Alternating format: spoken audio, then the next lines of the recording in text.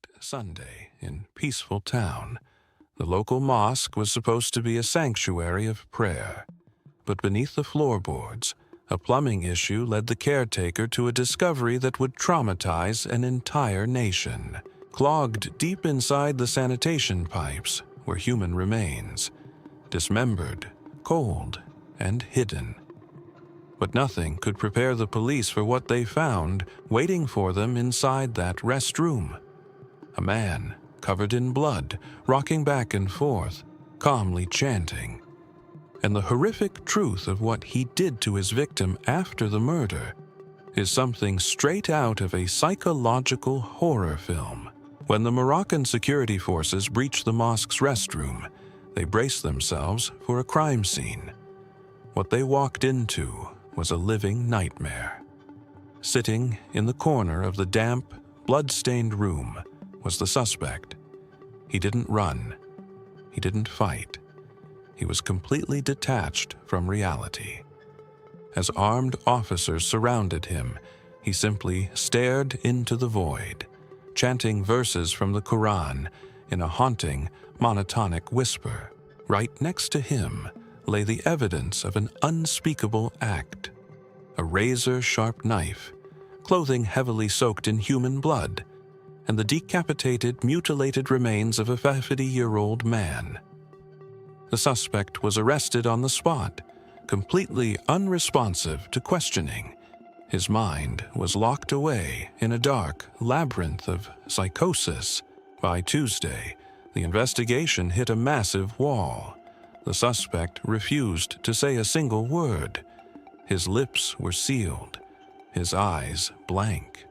To break the silence, the judicial police deployed advanced forensic technology and digital mapping to reconstruct the crime scene. They needed to know how a brutal murder happened in a public space without anyone hearing a single scream. The tech revealed a terrifying truth. The killer had ambushed the victim from behind in a moment of absolute vulnerability. The attack was swift, silent, and fatal.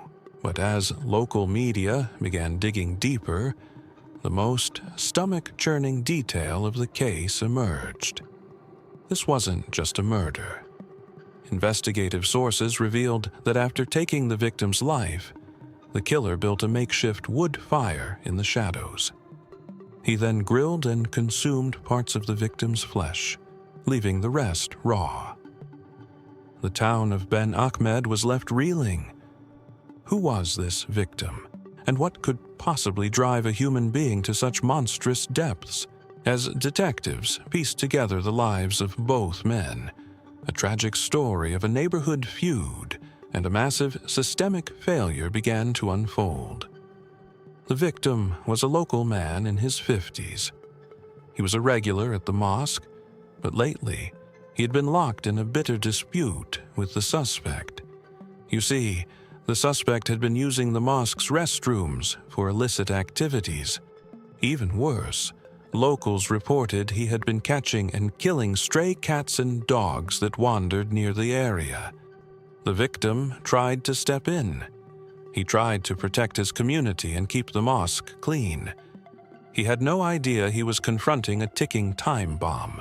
The suspect was a man with a violent criminal history and a severe, untamed psychiatric disorder. He had been a recurring patient at psychiatric hospital, but the system had a fatal flaw. In accordance with protocol, the moment he was injected with his stabilizing medication, he was deemed fit and released back into society. But out on the streets, with no supervision, the medication wore off. The voices came back. And on that dark Sunday, the madness took over completely. Today, the suspect remains under heavy guard in a secure psychiatric facility, while authorities close the case. A community is left to mourn a victim who died trying to do the right thing. And a nation is left asking hard questions about how a man this dangerous was allowed to slip through the cracks. What do you think about the mental health protocols in cases like this? Let me know in the comments below. If you found this deep dive gripping, don't forget to hit that like button.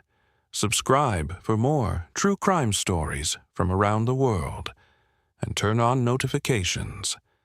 Stay safe out there, and I'll see you in the next video.